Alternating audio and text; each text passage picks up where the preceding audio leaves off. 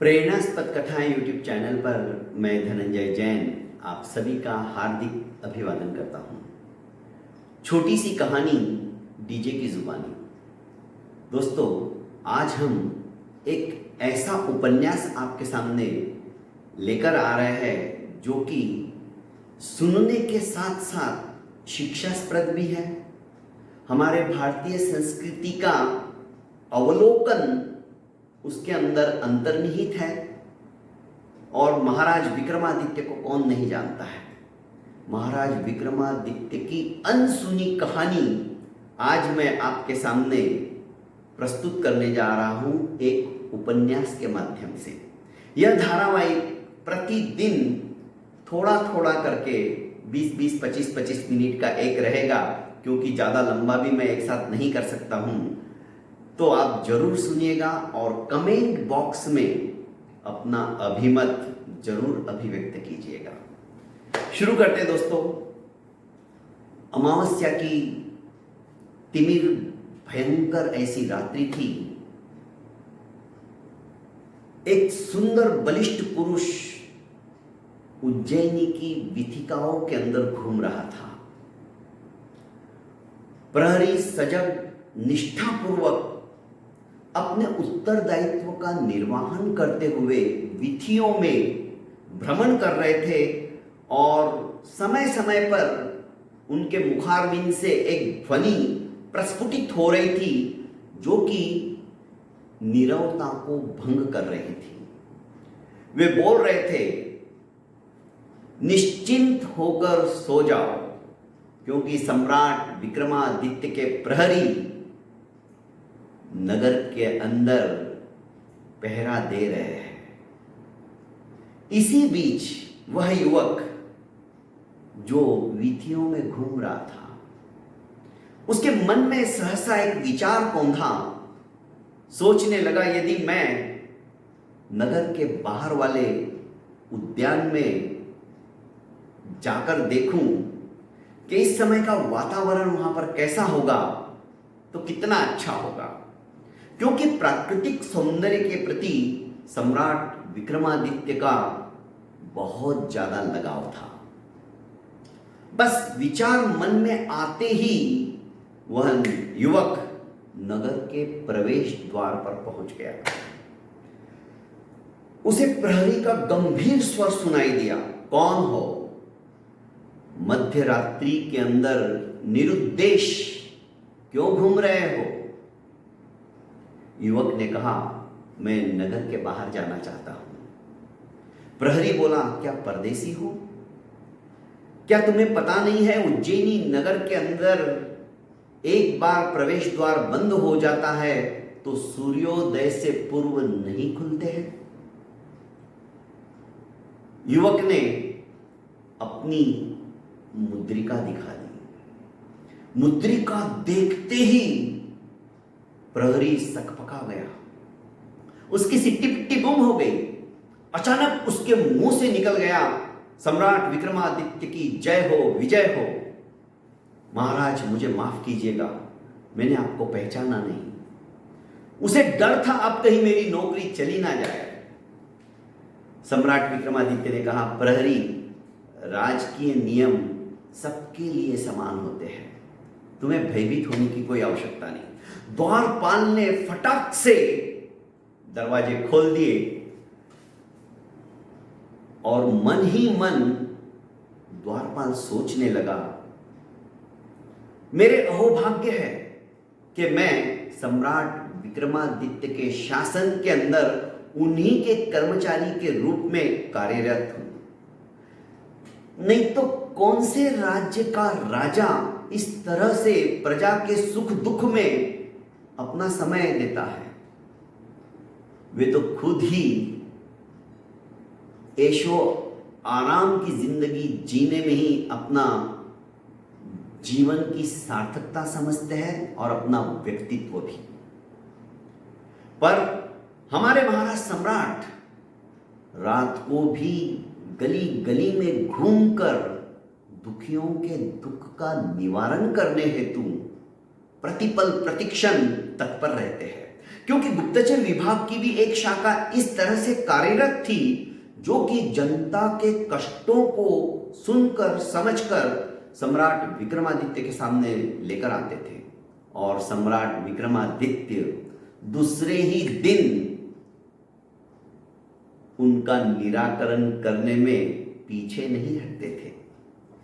वो सोचने लगा कि मेरे लिए तो एक गौरव की बात है जो आज मैं इस तरह से सम्राट विक्रमादित्य के राज्य के अंदर एक कर्मचारी हूं। सम्राट विक्रमादित्य नगर के बाहर आ गए और घूमते घूमते उसी उद्यान के अंदर पहुंच गए जिस उद्यान के बारे में वे सोच रहे थे। थक गए थे, काफी भ्रमण हो चुका था, पर महाराज विक्रमादित्य को आदत भी थी। घूमते घूमते जब वे थक गए तो एक आम्र वृक्ष के नीचे आकर बैठ गए। ऊपर एक तोता और तोती, शुक कपल,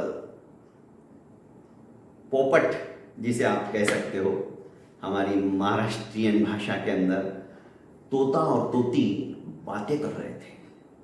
सम्राट विक्रमादित्य को अत्यंत आश्चर्य हुआ। गिरवान वाणी में, मनुष्यवाणी में भला पक्षी कैसे बात कर सकते हैं? वे ध्यान से उनका वार्तालाप सुनने लगे। तोते ने कहा, मध्य रात्रि का समय हो गया है, तुम घोंसले के द्वार को अब खोल दो ताकि मैं विश्राम कर सकूं। तोती ने कहा, विश्राम करना है तो कोई अन्य स्थान ढूंढ लो, तुम्हें यहां पर रहना है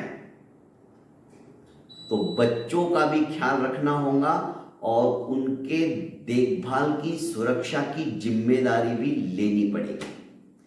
क्योंकि मैं जब सूर्योदय होते ही अपनी भूख मिटाने के लिए और बच्चों के लिए दाना पानी की व्यवस्था करने के लिए जब बाहर जाती हूं तो यहां पर खतरा रहता है। बाज पक्षी का भी खतरा रहता है और सांपों का भी खतरा रहता है, क्योंकि बच्चे अभी छोटे छोटे हैं, वे उड़ नहीं सकते हैं, उनके पंखों के अंदर अभी तक जान नहीं आई है। तो ऐसी स्थिति में तुम्हारा भी कर्तव्य होता है कि तुम भी उनका ख्याल रखो। यदि तुम ये वचन मुझे देते हो तो ही मैं दरवाजा खोलती हूं, अन्यथा तुम कहीं और अपना स्थान ढूंढ लो।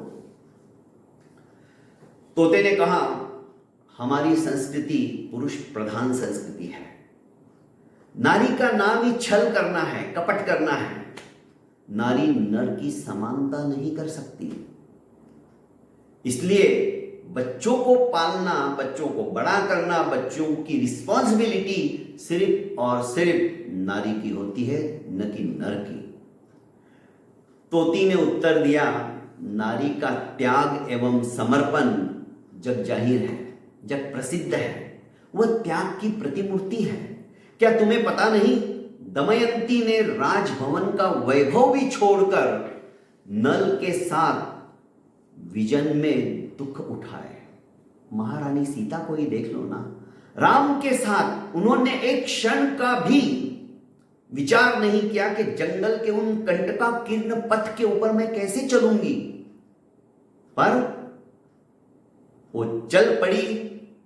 जबकि राम ने उनकी कठिन परीक्षा भी ली, लोगों के कथनानुसार कि रावण के यहाँ रहने के बाद भी इसका सतीत्व टिका है या नहीं टिका है, फिर भी अग्नि परीक्षा देने के बाद भी वो राम को विस्मृत नहीं कर पाई। यह है नारी का असली रूप। तुम क्या जानो प्रेम को? अरे नर और नारी ये दोनों ही एक सिक्के के दो पहलू हैं। जीवन रूपी रथ के दो पहिए हैं। जैसे एक पहिए से रथ नहीं चल सकता, उसी तरह से दोनों पति और पत्नी के अलावा इस जीवन की गाड़ी को तीसरा कोई चला नहीं सकता। पर तुम इन बातों को नहीं समझोगे। नारी के रूप का आकर्षण अद्भुत होता है। क्या तुमने दीपक की लौ के ऊपर जलते हुए उस लौ पर पतंगों को आकर अपने आप को भस्मीभूत करते हुए नहीं देखा? ऐसा कौन सा आकर्षण होता है जो वे अपने प्राण तक लुटाने के लिए तत्पर हो जाते हैं? रानी का यह भी रूप है, स्त्री का यह भी रूप है, और ऐसी ही एक रानी की कहानी मैं तुम्हें सुनाती हूं। रानी लीलावती के संदर्भ में मैं तुम्हें बताती हूं। रानी लीलावती के रूप और सौंदर्य से मुग्ध होकर अनेक राजा, राजकुमार, वीर, विद्वान, श्रेष्ठी उसकी शर्तों की पूर्ति नहीं करने के कारण से नरकावास जैसा जीवन व्यतीत कर रहे हैं। वे जानते हैं कि रानी लीलावती को प्राप्त करना असंभव है, फिर भी उसे प्राप्त करने की कामना से वे उस पतंगे की तरह आते हैं और उस जलती हुई लौ के ऊपर फड़फड़ाते हुए अपने प्राणों की आहुति दे देते हैं। आज तक इतने राजा, महाराजा, विद्वान लोग कारावास में चले गए, पर लोगों का यह क्रम, यह सिलसिला टूटा नहीं है। जबकि वे जानते हैं लीलावती को प्राप्त करना अर्थात अपने आप के जीवन को दुखों के गर्त के अंदर उंडेल देना है। तोते ने कहा, प्रिय, क्या तुम सच कह रही हो? मुझे रानी लीलावती के बारे में विस्तृत रूप से तुम बताओ। वैसे मेरे लिए तुम किसी लीलावती से कम नहीं हो। तुम्हारा रूप, तुम्हारा सौंदर्य, तुम्हारी विद्वत्ता, तुम्हारी बुद्धिमत्ता किसी से कम नहीं है। तोती ने कहा, व्यर्थ के अंदर चने के झाड़ पे क्यों चढ़ा रहे हो? मैं पुरुषों के स्वभाव को भली भांति जानती हूं। तोता बोला, प्रिय, बस, अब बस, बहुत हो गया। तुम मुझे, उत्कंठा मेरी जो इतनी बढ़ रही है ना, मैं आतुरित हो रहा हूं लीलावती की कहानी सुनने के लिए। तुम मुझे लीलावती की बात सुनाओ। तोती कहने लगी, दक्षिण भारत में कंचनपुर के महाराजा जयसिंह की पुत्री लीलावती अनन्य सुंदरी, उसके जैसा रूप, उसके जैसा सौंदर्य, देवताओं की देवांगनाओं के रूप को भी तिरस्कृत कर दे ऐसा अद्भुत सौंदर्य। विदुषी भी भयंकर, अत्यंत विदुषी, प्रत्युत्पन्नमति की धनी, इकलौती, एक ही संतान। महाराज तो चाहते थे कि इसके योग्य कोई वर ढूंढकर मैं उसे घर जवाई बना लूं और समस्त राज्य का उत्तरदायित्व उसे सौंपकर आराम से अपनी जो बची हुई जिंदगी है धर्म आराधना के अंदर व्यतीत कर दूं। पर लीलावती की प्रतिज्ञा इतनी भयंकर थी कि अब उसका विवाह होना असंभव सा लगने लगा था। और यही सोचते सोचते कितने ही राजा, महाराजा जब कारागार के अंदर बंद होने लगे, महाराज से वो सब देखा नहीं गया और महाराज जयसिंह स्वर्गवासी हो गए, दिवंगत हो गए। अब राज्य का संचालन लीलावती करने लगी। उसकी प्रतिज्ञा थी, उसकी यह प्रतिज्ञा थी कि एक रात्रि में, संपूर्ण रात्रि में उसे कोई 4 बार बोलने के लिए बाध्य कर दे, वह उसी से विवाह करेगी। अर्थात ऐसी कोई बात सामने वाला व्यक्ति करे जिससे कि रानी बोल उठे। पर जिसने मौन व्रती ले लिया है, पूरी रात जो बोलना ही नहीं चाहती है, भला उसको कौन बुला सकता है? और यही हुआ। आज तक उसके रूप, उसके सौंदर्य, उसकी विद्वत्ता से आकर्षित होकर कई राजा, कई राजकुमार, कई विद्वान, कई पंडित उससे विवाह करने के लिए आते रहे, पर कोई भी उसका मुंह खोल नहीं सका।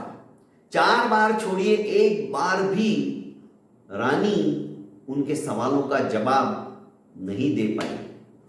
या अपना मुंह नहीं खोला। फलस्वरूप कई तरह के लोग आए, कई तरह का प्रयास किया, पर सब के सब फेल हो गए। और परिणाम स्वरूप शर्त के अनुसार उन सबको, यदि कोई शर्त हार गया, रानी को जिसने बोलने के लिए बाध्य नहीं किया, तो उसे कारावास में डाल दिया जाएगा। और कई राजा, कई राजकुमार, कई पंडित, कई धुरंधर विद्वान राजा के जेल के अंदर बड़ी बड़ी दाढ़ी बढ़ाए अपने जीवन को नरकावासी अनुभूति करते हुए यापन करने लगे। राजा विक्रमादित्य सोचने लगा, तोता तोती की वार्तालाप सुनकर वो चिंतन में डूब गया। पक्षी आदमी की भाषा बोल रहे हैं, ये कहीं देवी देवता तो नहीं जो मुझे उद्देश्य करके बता रहे हैं, या पहले से ही ये कोई संयोग है। पर ये सब के पीछे क्या उद्देश्य हो सकता है? क्या सचमुच में रानी लीलावती है और वो इस तरह से उसकी प्रतिज्ञा है? तरह तरह के विचार राजा के मन मस्तिष्क के अंदर उभरने लगे। और दूसरी तरफ राजा विक्रमादित्य रानी लीलावती के रूप सौंदर्य की कल्पना, उसका रेखा चित्र अपने मन मस्तिष्क के अंदर चित्रित भी करने लगा। मानो हम फलक के ऊपर किसी चित्र को अंकित करते हैं तो देखते हैं कि हाँ, इसकी आंख ऐसी होनी चाहिए, इसकी नाक ऐसी होनी चाहिए, इसके लिप्स ऐसे होने चाहिए। बस राजा भी यही सब कुछ देखता रहा। रूप, यौवन, चतुरता, लावण्य, पांडित्य की मूर्ति लीलावती सचमुच में कैसी होगी, और उसके अनुसार उनका चित्रण अपने मन ही मन में करने लगे। और साथ ही साथ उससे मिलने के लिए व्याकुल हो उठे। अब जैसे ही कर्णरंध्रों के अंदर पक्षियों का कलरव होने लगा, तो राजा को भान आया, सूर्योदय होने में ही है, मुझे काफी विलंब हो गया, अब मुझे अपने राजभवन चलना चाहिए। और राजा ये सब कुछ सोचते सोचते राजभवन की तरफ बढ़ने लगे।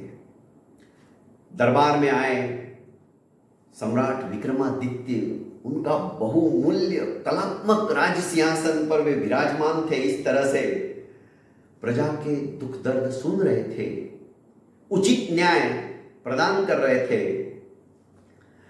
राजकार्य से निवृत्त होकर उन्होंने एकांत में महामंत्री को आह्वान किया और कहने लगे, मंत्री जी, मैं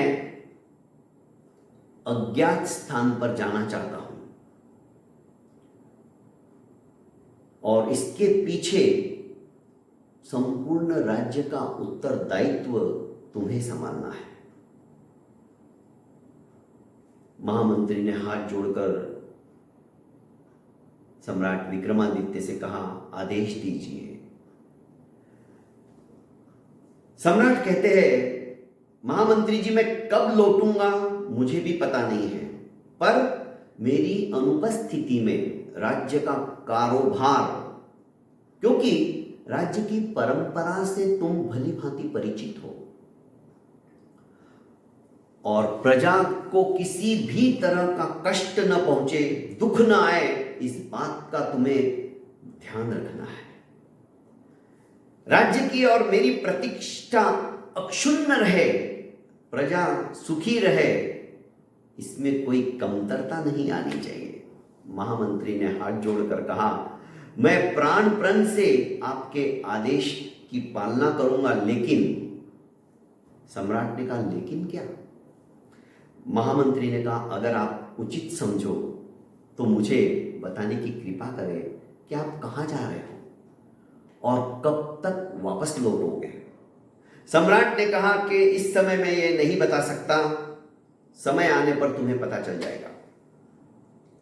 सम्राट विक्रमादित्य ने एक संपन्न व्यापारी का वेश धारण किया और पैदल ही अपनी यात्रा पे चल पड़े। मार्ग में प्राकृतिक सौंदर्य अद्भुत था। कल कल करती हुई सरिताएं मधुर संगीत का सर्जन कर रही थी। सूर्योदय एवं सूर्यास्त के समय आकाश में बन बन कर मिटने वाले जो चित्र है, ऐसा लग रहा था जैसे अदृश्य चित्रकार अपनी अनुपम कला का बोध करा रहा हो। प्रातःकाल सूर्योदय के समय नीड़ों को छोड़कर और सांझ को लौटते हुए जो पक्षी कलरव कर रहे थे, उनके मिलने और बिछड़ने का जो सुखमय और दुखमय मधुर संगीत था, वो सचमुच में कर्णप्रिय था, कानों में मधुर रस घोलने वाला था। दोस्तों, प्राकृतिक सौंदर्य के प्रति सम्राट विक्रमादित्य की, जैसे कि मैंने आपको कहा, बचपन से ही लगाव था, रुझान था। और सम्राट विक्रमादित्य के बारे में यहां तक मैं अपने इस उपन्यास के अंदर सोच रहा हूं कि इतनी कुछ जानकारी आपको दूं ताकि हमारे भारतीय संस्कृति की साथ साथ सम्राट विक्रमादित्य कितने उद्भट विद्वान थे, किस तरह से उन्होंने अपने राज्य को संचलित करके रखा था और नित नए ज्ञान को आत्मसात करने की उनकी ललक कैसी थी। दोस्तों, सम्राट विक्रमादित्य धीरे धीरे मंथर गति से आगे की ओर बढ़ रहे थे। विंध्याचल सातपुड़ा पर्वत की श्रृंखलाओं से सुसज्जित ऐसे दक्षिण भारत के द्वार पर वे पहुंच गए। नजदीक एक नगर था। नगर के प्रवेश द्वार के बाहर ही एक सुंदर सा उद्यान था। उन्होंने सोचा कि कुछ समय इस उद्यान में मैं विश्रांति ले लेता हूं, और एक सुंदर सा तालाब भी था। उस तालाब में उन्होंने अपने कपड़े रखकर निमज्जित हुए, स्नान किया, नए कपड़े परिधारण किए और सोचने लगे कि बस अब शहर के अंदर, नगर के अंदर प्रवेश किया जाए, इस नगर को भी देख लिया जाए।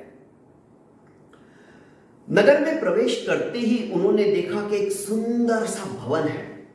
भवन के बाहर सुंदर प्रांगण भी है। इसी आंगन में लगे हुए आम्र वृक्ष के नीचे सम्राट विक्रमादित्य बैठ गए और अपने साथ में कुछ लड्डू वगैरह वे लेकर आए थे। ब्रेकफास्ट आज की भाषा में बोलूं तो वे करने लगे। उस भवन के स्वामी का नाम आनंद था। आनंद ने दूर से ही देखा कि एक तेजस्वी पुरुष, जिसके चेहरे के ऊपर अद्वितीय कांति चमक रही है, सैकड़ों सूर्य का प्रकाश मानो उनके चेहरे से टिमटिमा रहा है, चमक रहा है। सम्राट विक्रमादित्य के पास आकर बोलते हैं, भाई कहां से आया? सम्राट विक्रमादित्य ने कहा, मैं उज्जैनी नगरी से आया हूं।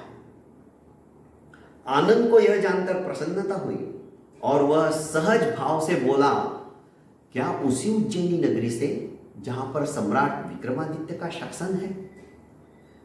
सम्राट विक्रमादित्य ने हां में अपना सर हिलाया और कहा, मैं उसी उज्जैनी से आया हूं। आनंद ने कहा, अहो भाग्य है मेरे तो, सम्राट विक्रमादित्य द्वारा शासित राज्य उज्जैनी में तुम रहते हो।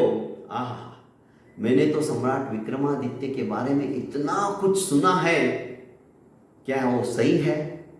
सम्राट विक्रमादित्य उद्भट विद्वान है और विद्वानों का सम्मान भी करते हैं। सुना है उनकी प्रजा में कोई भी दुखियारा नहीं है। वे स्वयं घूम घूम कर, रात्रि भर जाग कर, प्रहरियों की तरह अपनी प्रजा का सुख और दुख का अवलोकन करते हैं।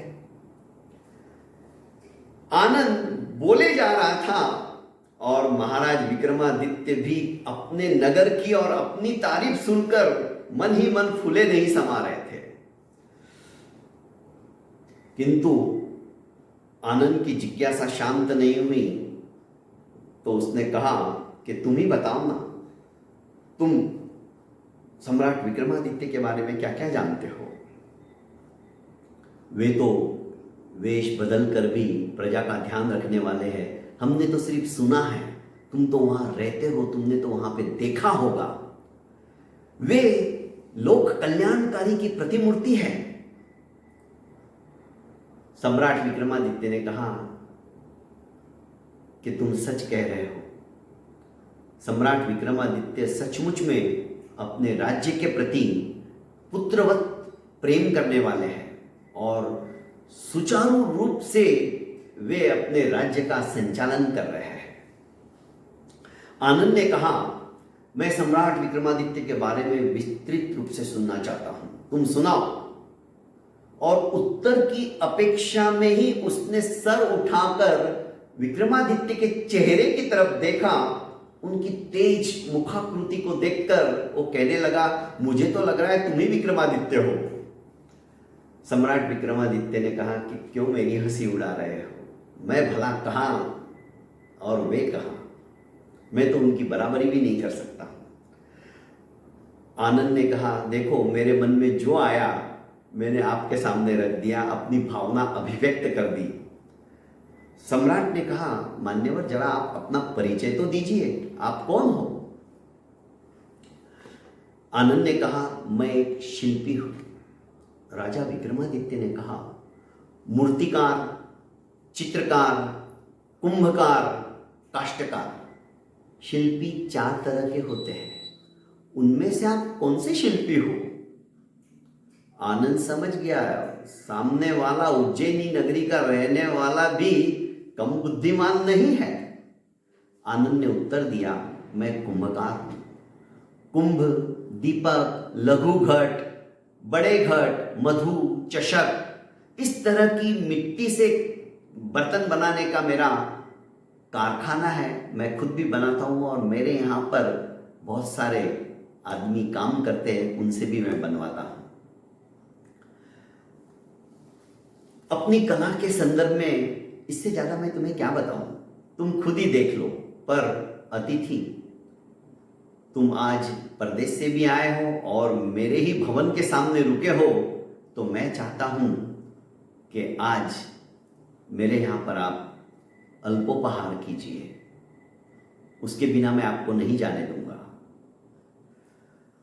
महाराज विक्रमादित्य सोचने लगे कि चलो इसका आतिथ्य स्वीकार ही कर लेते हैं।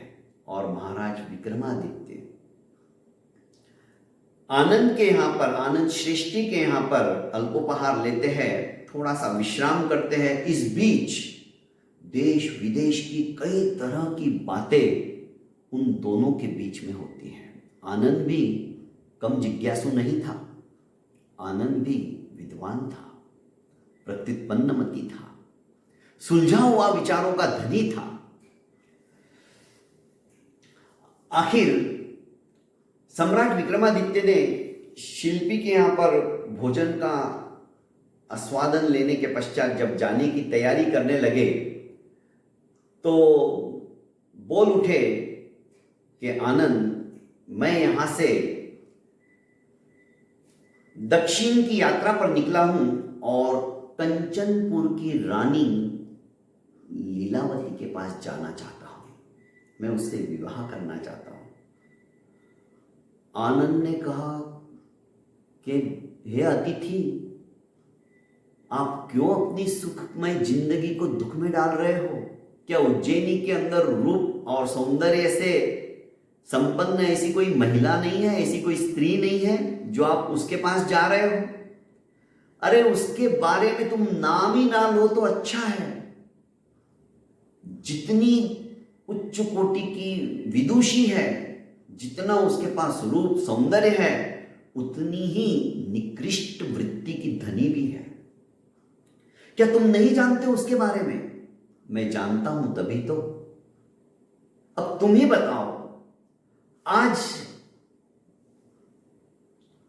उसने अपनी छोटी सी प्रतिज्ञा के कारण से कितने राजा महाराजा, विद्वानों, राजकुमारों को तय खाने के अंदर जो जेल बनी हुई है, कारागृह बना हुआ है, उसमें डाल दिया है।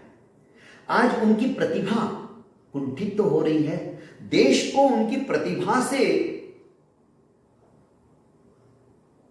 जो संपन्नता मिलने वाली थी, देश कहीं से कहीं जाने वाला था, आज उसमें कुंठा लग गई।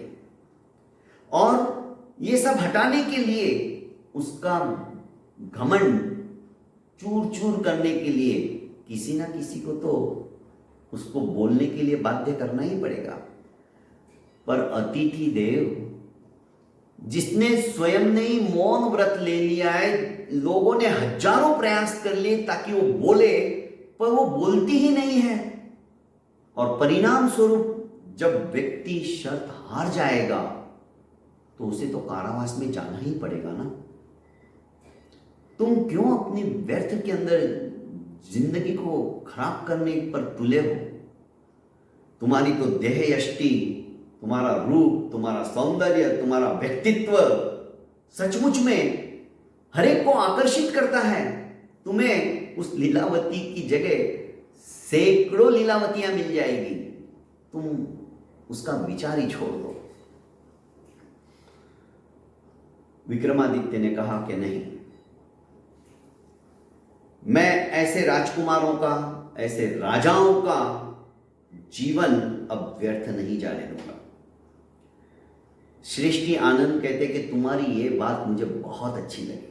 तुम्हें अपनी जान की परवाह नहीं है, पर जो राजा, महाराजा, राजकुमार जिनकी प्रतिभा अद्भुत है, उन लोगों को उस कारावास से भी तुम निकालना चाहते हो और आगे कोई दूसरा कारावास में ना जाए, इतनी अच्छी सोच भी तुम रखते हो। ठीक है, तुम जाओ, मेरी तरफ से मैं तुम्हें शुभकामनाएं देता हूं, तुम्हारी यात्रा सफल हो। किंतु विक्रमादित्य ने कहा, किंतु क्या? आनंद बोला, किंतु तो मैंने यूं ही कह दिया। वास्तव में रानी लीलावती से विवाह करना टेढ़ी खीर है। अब तुम मान ही नहीं रहे हो, इसलिए मेरे को बोलना पड़ रहा है। तुम्हारी भी प्रतिभा को बहुत पापड़ बेलने पड़ेंगे, फिर भी मेरी सद्भावना तुम्हारे साथ है। तुम्हारी यात्रा सफल हो, मंगलमय हो, शुभम भवतु पंथान। विक्रमादित्य बोले, बंधु, सिर्फ शुभकामनाओं को देने से मेरी यात्रा संपन्न नहीं हो जाएगी, मेरी यात्रा में मुझे सिद्धि नहीं मिलेगी। मुझे कंचनपुर की रानी लीलावती के विषय में ज्यादा से ज्यादा जानकारी दो और आसानी से मैं उसके पास पहुंच सकूं, ऐसा कुछ बताओ। उसमें तुम मेरी सहायता करो, उसमें तुम मेरी हेल्प करो। आनंद बोला, अवश्यमेव अतिथि, मुझे जितना ज्ञान है, जितना ज्ञात है, उतना मैं तुम्हें बताता हूं और उस बताने में मुझे प्रसन्नता का ही अनुभव होगा। सुनो, दक्षिण दिशा में बढ़ते चले जाओ। एक वन आएगा और वन क्या, एक तरह से वो सुविशाल उद्यान है। प्रत्येक महीने की कृष्ण पक्षी की चतुर्दशी को, 14 को, वहां एक दिवसीय मेला लगता है। उस मेले में पूरा नगर उमड़ पड़ता है। मेला देखने जैसा होता है, क्योंकि महीने में एक बार ही आता है वो मेला। पर उस उद्यान के बीचों बीच चामुंडी देवी का एक भव्य मंदिर है। सायंकाल सूर्य अस्त होते ही मेला समाप्त हो जाता है। सूर्य अस्त के पहले ही लोग वहां से बाहर की ओर निकलने लगते हैं। कोई भी उस उद्यान में रहेगा नहीं। सूर्य अस्त के पश्चात रानी लीलावती आकाश मार्ग से आती है, देवालय में नृत्य और भक्ति करने के लिए अपनी सहेलियों के साथ आती है।